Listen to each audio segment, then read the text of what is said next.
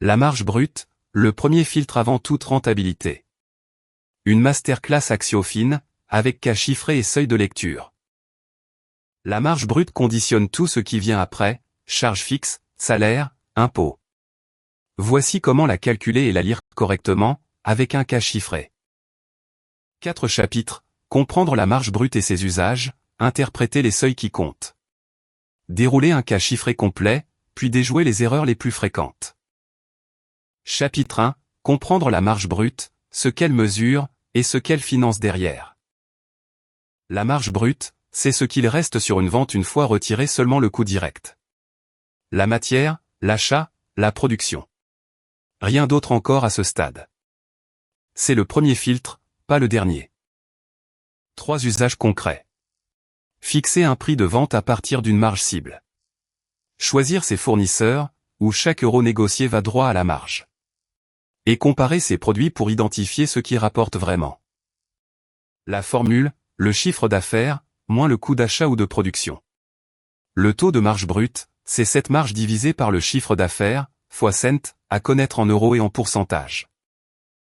Une confusion fréquente, la marge brute est le premier filtre, coût direct seul, calculable produit par produit. La marge nette est le dernier filtre, tout retiré, calculé sur l'ensemble de l'activité. 3 regards différents.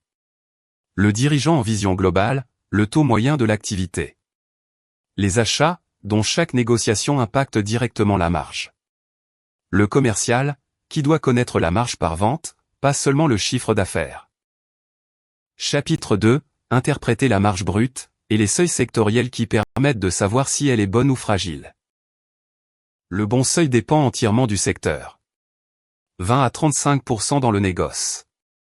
30 à 45 dans l'artisanat. 60 à 80 dans les services. Comparer sa marge au secteur, jamais dans l'absolu. 2 entreprises du même secteur peuvent afficher des marges identiques pour des réalités opposées.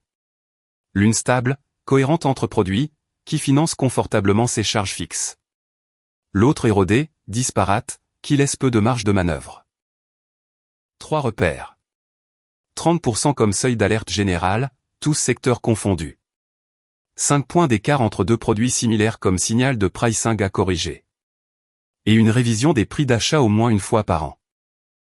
La marge brute varie aussi selon le canal de vente. 45% en vente directe, sans intermédiaire. 28% via un distributeur, commission déduite.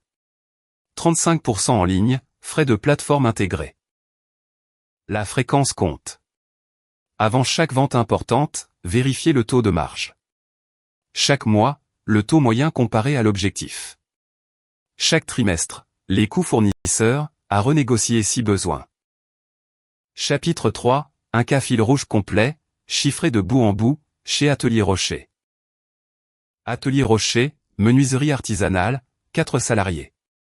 Sur 220 000 euros de chiffre d'affaires, la marge brute atteint 127 600 euros, soit 58%. Mais la marge nette réelle tombe à 6%. Le détail montre où part l'écart. 78 000 euros de salaire et charges sociales. 24 000 euros de loyer et charges fixes. 12 400 euros d'impôts et de frais divers. La leçon, 58% de marge brute semble confortable, mais la structure de charges fixes absorbe presque tout. La marge brute mesure le potentiel, elle ne mesure jamais ce qui reste vraiment à la fin. Une fois le diagnostic posé, Atelier Rocher a renégocié le loyer de l'atelier. Augmenté ses prix de 5% sur le sur-mesure, et remonté sa marge nette à 9% l'année suivante. Après ajustement, la marge brute progresse légèrement à 60%. Mais c'est la marge nette qui bondit, à 9% portée par la baisse des charges fixes et la hausse ciblée des prix. Chapitre 4, le dernier, les erreurs les plus fréquentes autour de la marge brute, et les bons réflexes pour les éviter. 3 erreurs reviennent sans cesse. Confondre marge brute et marge nette, un taux flatteur qui ignore les charges fixes. Fixer un prix sans connaître son coût réel. Et ne jamais comparer la marge entre produits.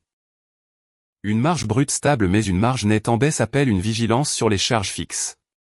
Une baisse 2 trimestres de suite est plus sérieux. Un écart de plus de 10 points entre produits signale un pricing incohérent.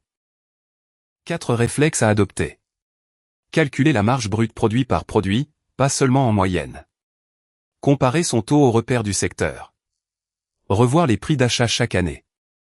Et toujours vérifier ce qu'il reste après charge fixe. S'il ne fallait retenir qu'une phrase, la marge brute dit ce qu'un produit peut rapporter. Elle ne dira jamais, seule, ce que l'entreprise gagne vraiment. C'est le premier filtre, jamais le dernier. Les calculateurs complets sont sur AxioFin.